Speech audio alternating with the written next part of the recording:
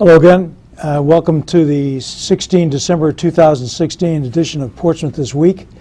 I'm Doug Smith, your host, and today we're going to be discussing the planning process for the Mount Hope Park. And we have with us Portsmouth Town Planner Gary Crosby to my left, Craig Pereira, the project manager for the Horsley Witten Group, which was selected to develop the plan, and Chuck Allett, director of the Aquidneck Land Trust. Welcome to you, gentlemen. Good morning. Good morning. Always a pleasure. Gary, I wonder if we could start with, if you could describe the property that the park will be on, and how did the town acquire this property? Sure, I'd be happy to. This is I think an awful lot of people in town are pretty familiar with this piece of property. It's rather famous. It's a 1.3 acre piece that is adjacent to Bristol Ferry Town Common. You can see here, both here and in the map up above there, that it juts out into Mount Hope Bay. If you're going down Bristol Ferry Road heading towards the bridge, if you move over into the right-hand lane and then head straight through that intersection at the base of the bridge and go all the way down to the bottom, that is Bristol Ferry Town Common. The railroad tracks comes across, and that piece of property is been privately owned. As many people know, there was a restaurant there until about, 1985 or so. It burned down, I think, something like that. It's been vacant ever since. The property, like I said, has been privately owned. The owner, it's been vacant and unused. It sits behind a fence. It's fenced off from Bristol Ferry Town Common. At one point, the owner of the property rented it to Cardi Corporation to use as a depot when they were working on the bridge, Mount Hope Bridge, a few years ago. We became interested in the property. There was the owner of the property tried at a couple of occasions to perhaps develop it with condominiums, but that all fell through, and so we became interested in the property. We acquired it in cooperation with the Land Trust in January of 2016, with the intent of making a park out of it, and working along with the Bristol Ferry Town Common to make a nice public space down there. So, okay, Chuck. What is the ALT's interest in this kind of property, and what are your concerns moving forward on this? So the Aquidneck Land Trust has had a pretty long history of dealing with protection of park property in Newport. So we have protected about half of the parks of Newport, but we have not really focused a lot of effort on park property in Middletown and Portsmouth, and we viewed this property as just a wonderful opportunity to get involved in an area of Portsmouth that we really had very limited involvement before that. Our involvement in Portsmouth has been primarily with farmland, so this was an opportunity to address a whole different conservation need in the town of Portsmouth and in a whole different geographic area, which also happened to be a portion of the town that is more densely populated, so it would serve the actual communities of Portsmouth in a different way, in a way that farmland doesn't. They're both very important, but this property is, in a very densely populated area where park property is really very important. Moving forward, because it is a densely populated area of town, there are some concerns in the neighborhood about some of the parking issues and some of the other issues related with park use. We have every intention of vetting that process, getting all of those concerns out, and quite frankly, we believe that we will be able to solve those issues. If you walk this property, it is just an amazing piece of property at its location. It really, to be so close to the bridge and to look out at that, it's very inspiring, I think, as a park. I know that part of the agreement between the town and the Aquidneck Land Trust had to do with a conservation easement, which kind of restricts the uses that it can be put to in the future. Could you discuss that for a second? Correct. So a conservation easement is an interest in real estate. It's a perpetual document. Almost every other document that you can put on the land evidence records has a specific duration other than a deed to title and a conservation easement. So it is a perpetual document. It will be protected forever, that property, as a park. So the restriction essentially on the property is that it will be used for park use, and we did not designate what that means specifically, and that's what this process is to determine. We weren't trying to, presuppose what the appropriate park use of that property would be. So whatever, through the process that the community decides is the appropriate park use, so be it, but it does have to be restricted to park use. Yeah. So there will never be further development, either commercial or residential development on that property. It will always be park use. And we have, the land trust has an endowment in place to ensure that we're always around to enforce that easement and the other 75 easements that we have on Aquidneck Island. Yeah, and I think that a large part of our conversation this morning is going to be talking about that public engagement part of this thing. You, the ALT, got a grant from the Van Buren Charitable Fund that made it possible. Charitable Foundation. Charitable Foundation, excuse me, made it possible to hire an experienced environmental and engineering consultant to develop this plan. And Craig, you're the project manager for developing this plan. Can you describe your company a little bit and your own background? Sure. The Horsley Witten Group is a full-service environmental science and engineering firm with a company philosophy of converging engineering and science with land use planning, economics, and public policy. We're nationally recognized as public engagement and consensus building leaders. We also have the majority of our staff in our Providence office are certified national charrette planners. Our main office is in Sandwich on the Cape. We also have satellite offices in Boston, in Providence, and Atlanta. My personal background, I have a bachelor's degree in landscape architecture and a master's degree in urban design and physical planning.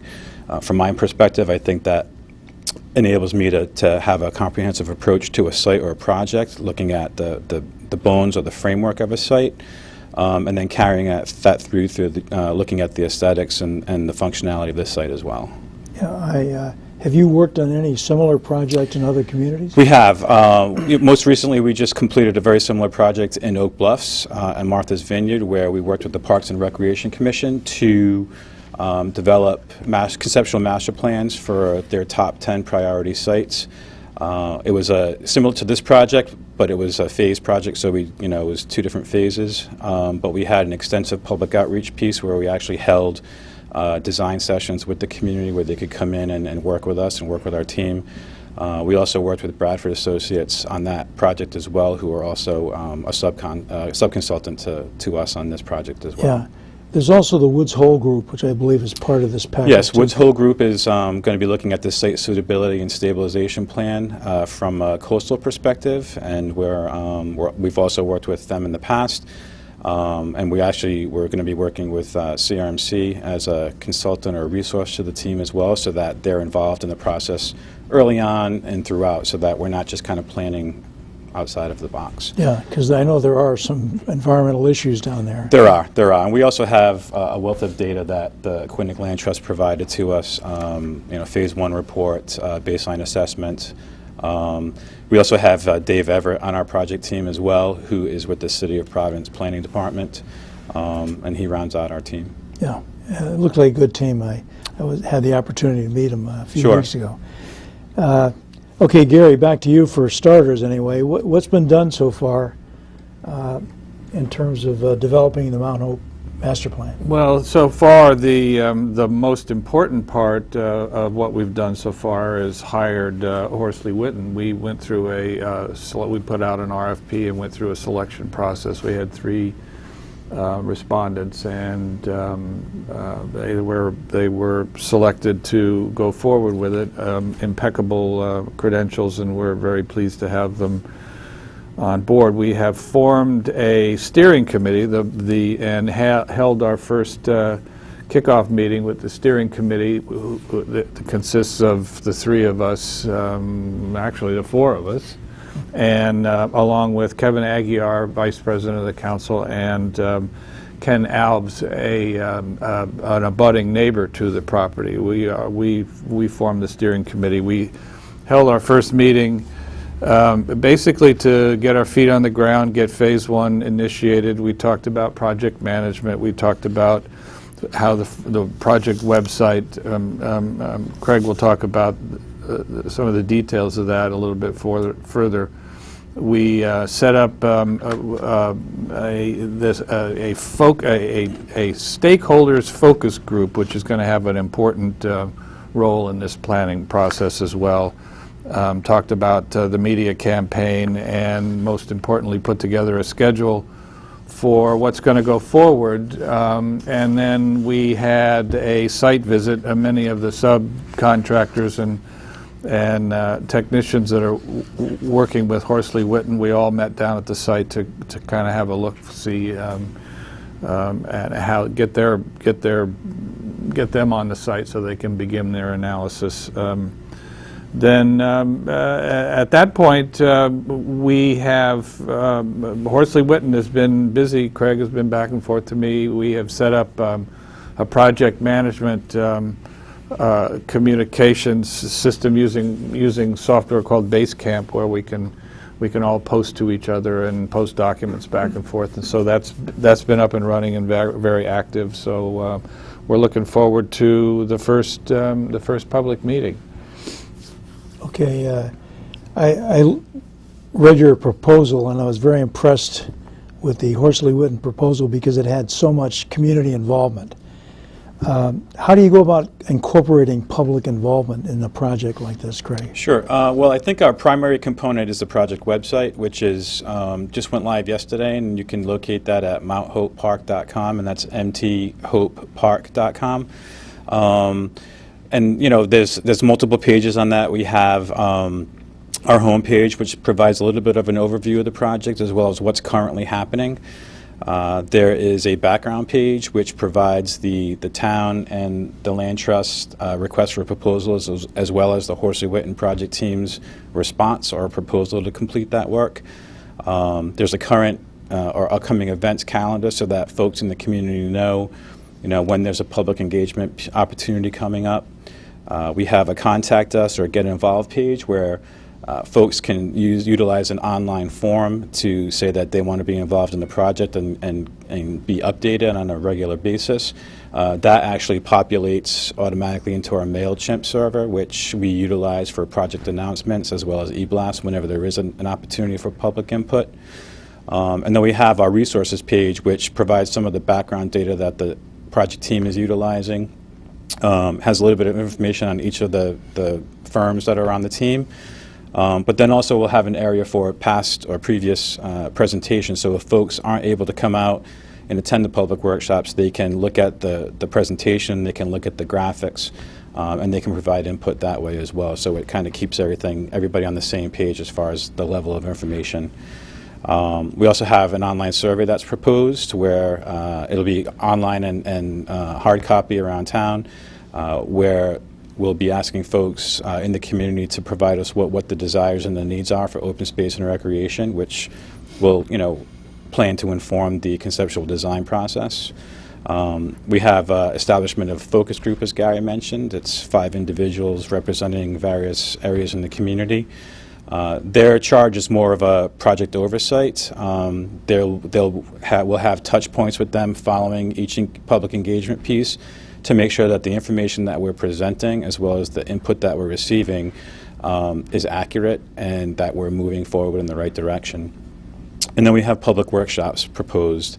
And our public workshops layout is a little different in the fact that we have 3 different components to that. Our first component, and they're really all to to facilitate engagement of a wider demographic from the community. So the first piece is an open house gallery session where project information and the project team are on hand to meet with folks who can just drop in for 5 or 10 minutes, recognizing everybody's wears 10 different hats in the community, but also followed by a formal presentation. And then the third piece of that is we break people down into small facilitated work groups, and people tend to have a little bit more comfortability when they're in a smaller group versus a larger audience. So those are our four major components for the public engagement piece. Have you decided, or has anyone figured out where these are going to be held? Are they going to be held at different places, or town hall? Or I imagine most of that will be done in town hall. Perhaps we could post materials, somewhere else. But I think that it'll probably center around town hall mostly. Yeah, probably in the council chambers. Yeah. That's the biggest place we got. Yeah. Yeah. Good. I'd like to say something briefly about this stakeholder focus group. This planning process, as Craig has said, is just laser focused on getting as much input from the public as we can. And the role of this stakeholders focus group is going to be to act as we will be wanting to hear from them as far as content and their what they have to say about the park and so forth. But I believe that their role is going to be much more of a watchdog role. After the public hearings or the public meetings, they will be polled for their impressions. They will attend these meetings and their impressions about whether we're hearing what the public is saying, and whether the public and addressing that, and whether the public is well informed about things. And so it's a component of the planning process that I haven't seen before, and I think it's a fantastic idea. So Doug, if I could just add one thing. So when we were selecting the consultant to do this process, one of the biggest issues we were looking at was that public engagement piece. Yeah. So I think that Horsley Witten really showed to us that they know how to actually do that aspect of it. The other thing I wanted to say is that this is kind of a unique situation where we have a public-private partnership in this planning process, which I think is it's a great way to go forward, in that I think it makes us a little more nimble than maybe just a standard municipal planning process. So it is actually being funded privately, so that but it's also with the complete input and for the benefit of the town and the municipality. But I just think that public-private partnership really is an effective way of going forward with planning process, and the public engagement is one of the things that we're looking for more than anything else. Yeah, and I think the focus groups are comprised of people both from the neighborhood as well as the town at large. So you get a sort of an overall perspective here. That's right. We have a member of the Portsmouth Planning Board. We have a member of the Land Trust Board. We have a member from the Comprehensive Plan Committee on board. We have a member of we have somebody from the Bristol Ferry Town Common Committee. So it's a resident at large. So it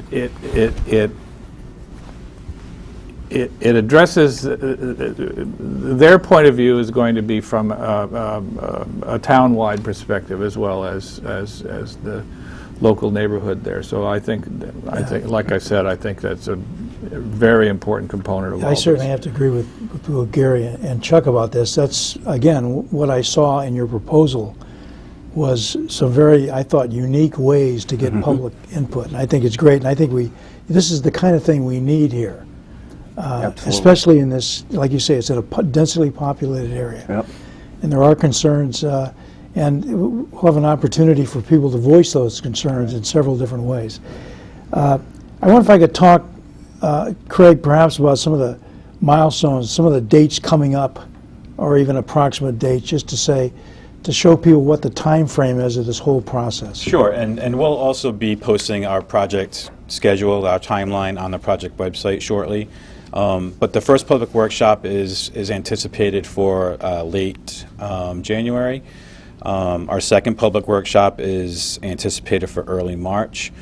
A public hearing is proposed for late April, and then our final deliverable to the town and to the land trust is set for mid-May. Sandwiched in between all those different public opportunities, prior to those workshops, we've proposed to have our steering committee meeting so that we can present draft materials to the steering committee. Everybody on the team can confirm that moving forward before that material gets presented to the public. And then sandwiched on the other end of that, after our public workshop pieces, as Gary mentioned, will be the stakeholder or the focus group touch point, so that they are, reporting back on what we're presenting and what we're hearing back from the community as well. We hope to maintain the schedule. It's a 6-month schedule. And so far, I think we've been, it's with several people on the team, and there's a lot of different moving parts with that. But we're gonna do our best to hold to that schedule so that it gets done in a timely fashion. Yeah, so people can keep up, check your website, maybe make it a favorite so they can go back to it easily, and they can see what the schedule is going to be like and what the opportunities are. Absolutely. And with our MailChimp listserv, we'll be able to send e-blasts out to folks who sign up to be involved. You can do that from the website. You do that right from the website. There's a fillable form on the Contact Us, Get Involved page. And so people will be notified in advance when there is a public opportunity to provide input. Yeah. I note that this is the planning process for the plan. This is the first segment of this whole, which is probably going to take a while. Because once you develop a plan that's been sort of agreed upon by the public and by the town council, the next part is actually trying to get it done. Yes. And I would imagine that's going to take considerable funds and time. Would you say that? Yes, it will. I think one of the biggest hurdles that we have to with this site is the seawall and the infrastructure that's out there. The seawall's crumbling, and it is in bad need of repair. Craig's group is doing their analysis on that, and will be coming up with various proposals to how to.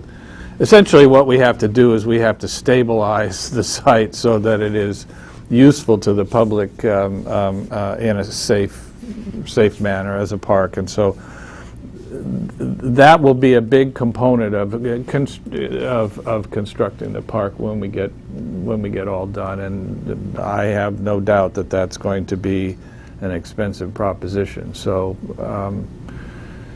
yeah, the planning process, we will of course come up with cost estimates for that and so forth. And so when we're done in mid-May with the plan, then we can go forward to try and figure out how to allocate funds and seek grants and so forth. Yeah, I would hope that this is the kind of thing that, for recreational use, grants might be available to help us out with this thing. And we will know by mid-May, what it will cost to do precisely what we've set out to do. Okay. Anything else that we need to tell people about the planning process here? The only other thing I would point out is that if anyone has any comments or suggestions, they can contact any one of the steering committee, but certainly with my email, which was posted, let me know if you have any comments or suggestions of other things that we should be looking at in this planning process. But quite frankly, I think we've got it pretty well covered. Yeah. And the project website also has has the three of us listed with our contact information as well. So if you wanted to send something directly to us, you could do that as well. That information's on the project website. Okay. So the best bet is to go to the website, sign up for the email blast to find out what's going on. Correct. And then check back frequently. We have our calendar, which is a separate page, and that'll be month to month.